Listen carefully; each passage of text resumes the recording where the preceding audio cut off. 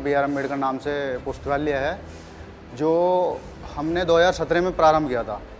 और जब हमने प्रारंभ किया था तो एक रूम से प्रारंभ किया था, और धीरे धीरे करते हुए हमने आज इस लाइब्रेरी को इतने आगे तक पहुंचा दिया है कि सारे इसके रूम तैयार करा दिए, फर्स्ट फ्लोर करा दिया है तैयार, ग्राउंड फ्लोर तैयार करा दिया है। और ये हमने, जो गरीब बच्चे हैं ना, वो कहीं बाहर नहीं जा सकते पढ़ने, फ़ीस जमा नहीं कर सकते वहाँ के लिए, तो उनको सोच के उनकी हेल्प के लिए बनाया गया है। जब हमने प्रारंभ किया था इसमें बिल्कुल खंडर पड़ी हुई थी, आपने देखा भी होगा इसके नीचे की बिल्ड, अभी 2-4 रूम पड़े हुए हैं जो बिल्कुल बेकार हैं, जैसे ये प्रारंभ में जिस हालत में हमें मिली थी। उसके बाद हमने धीरे धीरे आपस में सहयोग करके, पैसा कलेक्ट करके, लोगों का श्रमदान ले लेकर इसको तैयार किया है।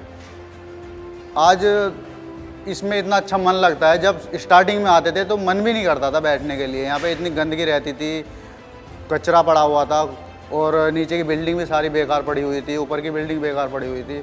लेकिन धीरे धीरे 2017 से 2022 तक आते आते हमने इसका बहुत बदलाव कर दिया है इसमें।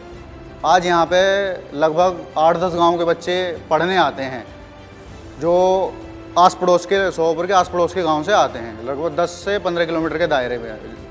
इसमें हमें गवर्नमेंट की तरफ से कोई पर्सनली ये नहीं मिला कि गवर्नमेंट हमको दे रही है, ये हमें बस गवर्नमेंट की तरफ से भी एक बिल्डिंग कच्ची खड़ी हुई मिली थी।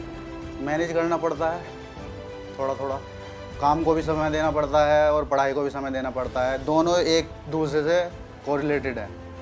यदि हम काम कर रहे हैं तो हमारी आर्थिक स्थिति थोड़ी सुधर रही है, और उसके साथ साथ हम पढ़ाई कर पा रहे हैं, किताबें खरीद पा रहे हैं, और ट्यूशन वगैरह या जो कोई भी ऑनलाइन कोर्सेज वगैरह लेना होता है उसको ले पा रहे हैं। यदि हम काम नहीं करेंगे तो वो चीज़ नहीं खरीद पाएंगे, वो चीज़ नहीं खरीद पाएंगे तो हम पढ़ाई भी नहीं कर पाएंगे। तो इसलिए पढ़ाई के साथ साथ काम करना ही बहुत ज़रूरी है। हमारा बैकग्राउंड इतना अच्छा नहीं है कि बस कि हम पढ़ाई करें, और घर वाले हमको इतना सपोर्ट करते हैं कि बस आप पढ़ाई करो और हम आपको जितना भी खर्चा होगा हम देंगे। हमको पढ़ाई के साथ साथ काम भी करना बहुत ज़रूरी है। इसमें bag, sports bag, kit bag सभी इसमें आ जाते हैं। थकने वाला काम है, पूरे दिन मशीन पे बैठे रहना, पैर भी दर्द करने लगते हैं और शरीर भी अकड़ जाता है पूरा। हाँ, और आँखों का तो ये है कि बिल्कुल मशीन पे ही गड़ा के रखनी है। यदि आँखें थोड़ी सी भी चूकी तो सुई घुसने का पूरा चांस रहते हैं। और ऐसा नहीं है, जब से काम करने लगा हूँ मैं, कई बार चांस हुए भी हैं जो मशीन की सुई हाथ में घुसी है। जब कटिंग करते हैं, नीचे बैठकर कटिंग होती है, तो पैर पूरे अकड़ जाते हैं, बैठे बैठे पैर दर्द करने लगते हैं, पैर सूज जाते हैं, पेट में दिक्कत होने लगती है पूरे दिन बैठे बैठे। तो ये प्रॉब्लम आने की संभावना होती है। निराशा आती है, लेकिन उस निराशा से ही आगे बढ़ना है हमें, ये सोच लेते हैं। यदि वहीं रुक जाएंगे तो हम तो लाइफ हमारी बेकार है, कुछ नहीं कर पाएंगे। हमारे साथ के युवा लोग हैं जो हमारे साथ पढ़ते हैं, वो बेचारे ना तो काम ही कर पाए कुछ, और बेरोज़गार हैं। हम तो फिर भी अपना काम सीख लिया है तो काम कर लेते हैं, लेकिन जो हमारे साथ के हैं वो बहुत कंडीशन ख़राब है उनकी। वो पढ़ाई में ही रह गए, वो कुछ काम नहीं कर पाते, क्योंकि उन्होंने कभी सीखा ही नहीं कुछ काम, तो वो नहीं कर पाते। पापा घर पे रहते हैं, हैंडीकैप हैं, और मम्मी हाउसवाइफ हैं। बड़ा भाई वो भी बैग का ही काम करता है, मुझसे जो बड़ा है वो सैनिटरी का काम करता है, और मैं अपना पढ़ाई के साथ साथ बैग का काम। बिल्कुल थकना होता है। ये है कि शाम को थोड़ा लेट ना करके 6 बजे तक काम करके, अपना काम छोड़ने के बाद 1-1.5 घंटे आराम रेस्ट कर लिया, शाम को खाना पीना हो गया, उसमें 8 बजे से अपना पढ़ाई का रूटीन हो जाता है। 8 से 12, 11, साढ़े 11 अपना पढ़ाई हो जाती है। रेस्ट कर लेते हैं, उसमें बीच में रेस्ट मिल जाता है, 1-1.5 घंटे का रेस्ट मिल जाता है, वही काफ़ी होता है। लेकिन पढ़ना भी ज़रूरी है, तो इसलिए ये तो है नहीं कि भाई थक गए हैं, कब आज नहीं कल कर लेंगे पढ़ाई, कल नहीं परसों कर लेंगे, ये सोच कर रहेंगे तो दिन तो गुजरते जाएंगे, और जो आने वाली वैकेंसीज़ वगैरह हैं उनमें हम कुछ नहीं कर पाएंगे।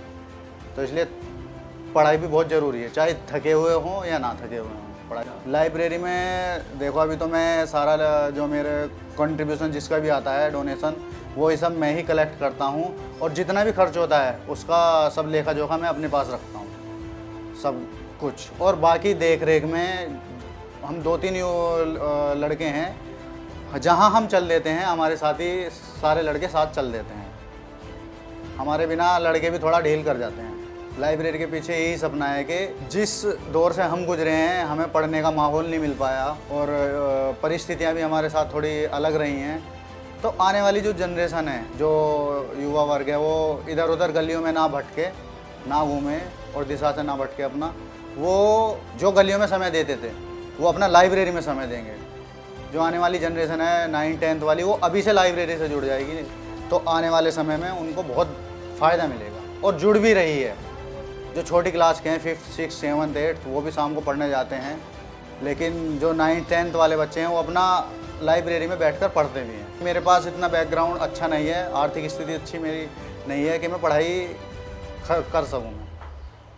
बिना इस वर्क के मेरा कुछ भी नहीं है। ये वर्क है 2000 लगभग, मैंने 2007 में काम किया था, 1 साल मैंने गैप किया था। 2007 में मैंने ये काम सीखा था, 2008 में फिर मैंने 9th में एडमिशन लिया था। उसके बाद से मैं स्कूल जाना, स्कूल से आने के बाद फिर काम करने जाना, तब से ही मेरा ये रूटीन है। मैंने 9th, 10th, 12th, graduation, post graduation, MPhil, B.Ed, सब यही रूटीन रहा मेरा कि पहले अपना मॉर्निंग में अपना कॉलेज जाना, कॉलेज के बाद फिर फैक्ट्री आना, फैक्ट्री से रात को लगभग 7-8 बजे तक घर पे आना, घर पे आने के बाद थोड़ा रेस्ट करके अपना पढ़ाई करना रात को। देखिए, जब हमने लाइब्रेरी स्टार्ट करी तो आसपास के गांव में कहीं लाइब्रेरी नहीं थी, और आज हम जैसे दायमपुर है, मेमनपुर है और लिसाड़ी है, गोलावड़ है, इनमें भी हमें देखा देख लाइब्रेरी का निर्माण हुआ है। सरकार के लिए तो देखो, उनको ठेके से प्रॉफिट होता है, वो तो अपने प्रॉफिट का देखता है, वो लोगों के भविष्य नहीं देख रहा। वरना लोगों को भविष्य देखना चाहिए। ठेके की जगह हर गांव में लगभग 2-4 किलोमीटर के दायरे में जो भी कोई गांव आता है, हर गांव में एक लाइब्रेरी होनी चाहिए मेरे हिसाब से। तो मैं सरकार से ये अपील करना चाहूँगा कि हर गाँव में एक लाइब्रेरी का निर्माण हो, और ठेके जितने भी कम से कम हो सकें उतने ही कम से कम हो सके तो इसको बैन ही करा दिया जाए। लाइब्रेरी को देखा, आने वाले भविष्य जो युवा पीढ़ी है उनके भविष्य को देखते लाइब्रेरी का निर्माण जरूर करना चाहिए।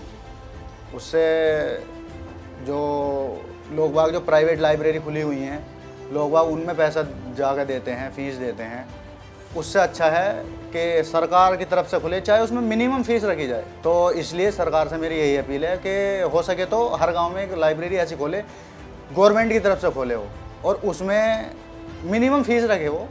मैं ये नहीं कह रहा कि बिल्कुल फ्री रखे, मिनिमम फीस रखे, उसका मेंटेनेंस भी होता है और गवर्नमेंट को उससे फ़ायदा भी होगा। ये नहीं है कि फ़ायदा नहीं होगा, जब फीस बच्चों से फीस का कलेक्शन होगा तो गवर्नमेंट को फ़ायदा भी होगा। शिक्षा ही अच्छे नागरिक का निर्माण करती है।